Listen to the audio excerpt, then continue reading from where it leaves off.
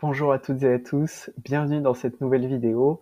Je m'appelle Thomas et aujourd'hui je vais vous partager mon approche d'accompagnement. Pour ceux et celles qui ne me connaissent pas encore, quelques mots à mon sujet. J'accompagne des solopreneurs depuis 4 ans et demi à développer leur activité par du coaching individuel. J'ai accompagné à ce jour environ 200 solopreneurs par la méthode que je vais vous présenter aujourd'hui. La phrase que vous voyez sous vos yeux, c'est vraiment le résultat que je souhaite obtenir avec mes clients.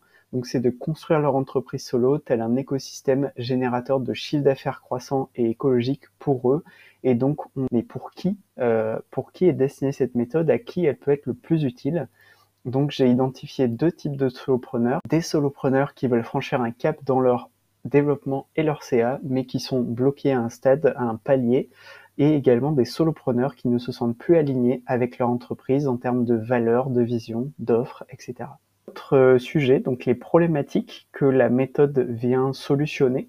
Donc j'en ai identifié également plusieurs. Si ton chiffre d'affaires reste bloqué à un plafond et tu ne sais pas comment le dépasser, si tu aimerais faire évoluer ton modèle d'activité mais tu ne sais pas par quoi commencer, quand l'activité ne se développe pas comme tu le souhaites, tu ne sais pas quoi changer, quoi faire évoluer, ton entreprise solo ne reflète pas assez ta personnalité, tes valeurs, ta vision, et enfin, tu n'as pas l'équilibre perso-pro qui te correspond.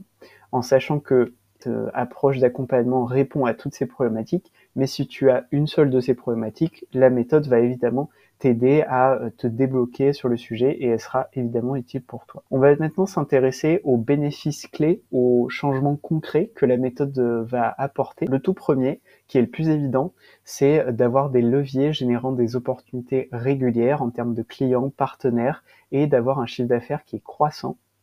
Elle va permettre également de mieux anticiper et de gérer les variations du volume de clients et de chiffre d'affaires, diminuer les peurs liées au chiffre d'affaires et à la trésorerie de l'entreprise, d'avoir une grille de lecture et d'analyse concrète de son entreprise pour pouvoir comprendre, évaluer et améliorer, être plus serein ou sereine dans son quotidien et dans sa stratégie de développement. Et enfin, de façonner une entreprise qui nous ressemble, qui te ressemble, et d'avoir des clients qui partagent tes valeurs. On va passer au détail donc des 3 piliers qui la constituent, le pilier positionnement, la stratégie de développement et l'entreprise écologique pour soi. On va tout de suite aller sur ce pilier du positionnement, avec des noms, des termes que tu as déjà sûrement entendus ailleurs, si ça fait plusieurs années que tu es entrepreneur.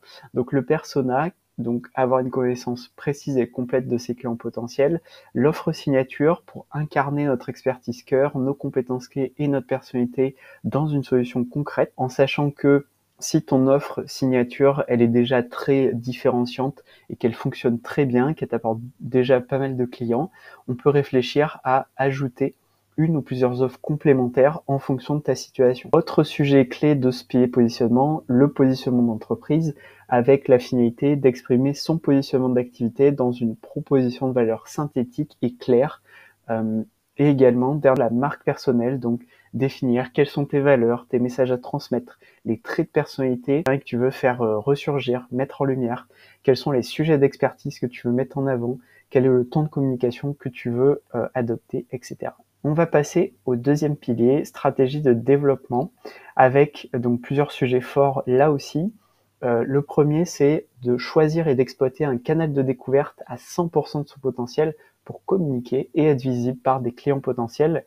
Et ça passe par une bonne connaissance de soi-même en termes de qualité, de personnalité, une bonne connaissance de ton marché, c'est-à-dire où tes clients potentiels se trouvent. Pareil, ça c'est des sujets avec lesquels tu es familier déjà, j'imagine, ou peut-être, notamment la connaissance de soi-même, c'est quelque chose que tu voudrais aborder un peu plus. Et je t'ai donc mis deux grandes catégories avec des exemples de canaux de découverte. Si par exemple tu es à l'aise en vidéo et dans la prise de parole en public, YouTube, faire des webinaires, des événements et salons spécialisés auxquels tu participes, ça peut être des très bons canaux de découverte. Et si par contre tu adores plutôt écrire depuis ton bureau ou ton café préféré, là des articles de blog, des articles invités, des posts écrits sur LinkedIn, ça peut être des très bons leviers, des très bons canaux de découverte. Si jamais tu as déjà exploité à 100% un canal de découverte sur lequel tu es très à l'aise et que tu penses avoir fait le tour de celui-ci finalement, on a la possibilité ensemble de réfléchir à pourquoi et comment te déployer sur un autre canal de découverte. Le deuxième sujet fort de ce pilier, avoir un système générateur d'opportunités et de chiffre d'affaires croissant pour savoir Que se passe-t-il à partir de ton ou tes canaux de découverte jusqu'à l'étape de signature client? Et ça passe par donc baliser ce chemin que va parcourir ton client potentiel de ton canal ou tes canaux de découverte jusqu'à l'étape de prise ou aux étapes de prise de rendez-vous et d'action d'achat. Également de savoir quel est ton process de vente du premier contact avec un client potentiel jusqu'à la signature client. Et si tu en as déjà un qui est mis en place de process de vente, on va le revoir ensemble pour le retravailler. Dernier point important, définir comment communiquer sur tes offres. Quoi communiquer, quand et où notamment. Autre sujet important de ce pilier stratégie de développement, puisque c'est bien beau d'avoir une stratégie de développement à mettre en place, mais si tu n'arrives pas à la lire et à l'analyser pour l'améliorer, c'est pas très efficace. Donc, les outils de lecture et analyse de ta stratégie, j'ai mis quelques exemples. Ça peut être un schéma pour visualiser ton système générateur d'opportunités et de CA croissants dont je parlais juste avant. Ça peut être avoir un calendrier éditorial de ta création de contenu, si jamais tu crées du contenu.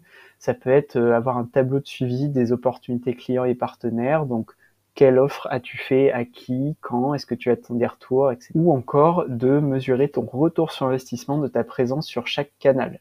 Par exemple, tu as passé 5 heures cette semaine à créer des posts Instagram et échanger en message privé. Combien d'opportunités clients ça t'a généré derrière? Dernier sujet fort de ce pilier stratégie de développement, le suivi des indicateurs financiers essentiels, le flux de trésorerie, le fonds de roulement, le montant disponible pour investir délégué, etc. Dernier pilier de cette approche d'accompagnement qui vise à construire ton entreprise solo comme un écosystème générateur de CA croissant et écologique pour soi. Justement, ce pilier de l'entreprise écologique pour soi. Qu'est-ce que ça veut dire une entreprise écologique pour moi? Eh bien, du coup, on va s'intéresser à quels sont tes critères à toi? Est-ce que ça va être avoir un rythme de travail spécifique, particulier à toi? Est-ce que ça va être mieux ton lieu de vie et ton lieu de travail? Est-ce que tu veux amener ton lieu de travail dans ton lieu de vie? Au contraire, les séparer? Est-ce que tu veux, au niveau de l'équilibre perso-pro, redéfinir un équilibre qui te convient? Est-ce que ça va être plutôt côté délégation? Dans ce cas-là, on va se demander qu'est-ce que tu veux déléguer, à qui et comment? Et je t'ai mis un dernier exemple que je vois aussi également dans les entrepreneurs que j'ai pu accompagner, qui montre qu'une entreprise écologique pour eux, ça peut être de reverser un pourcentage de son CA à des structures portant des sujets qui leur tiennent à cœur. Voilà. Et là, non seulement ton entreprise est écologique pour toi, mais en plus, c'est une entreprise écologique pour ton environnement local. Voilà. Et écoute, on a fait le tour de cette approche d'accompagnement. 3 petits points avant de terminer et de te laisser. Sache que c'est un accompagnement véritablement à la carte et donc en fonction de ta situation, de tes besoins, du format d'accompagnement choisi, on va pas forcément aborder tous ces piliers, tous ces sujets à l'intérieur des piliers également. Voilà, le but c'est que l'accompagnement il soit 100% personnalisé à toi, ta situation, tes besoins et tes objectifs. Si tu as des questions sur cette approche d'accompagnement, bah écoute, moi je suis dispo dans les commentaires, n'hésite pas à me poser tes questions, j'y répondrai avec plaisir. Et puis enfin, si tu es intéressé par cette approche d'accompagnement, si tu penses qu'elle peut t'aider à franchir un cap de développement, de chiffre d'affaires avec ton activité ou te reconnecter au sens dans ton activité, à te réaligner finalement avec elle, écoute, un lien dans la description de la vidéo te permettra de réserver un appel découverte avec moi pour qu'on se pose justement sur ta situation, qu'on évoque plus tes problématiques et que je te présente plus en détail mes accompagnements, mes différents formats. Voilà, et puis qu'on voit si on avance ensemble ou pas. Je te souhaite une belle journée, soirée, et puis je te dis à bientôt pour une nouvelle vidéo. Salut!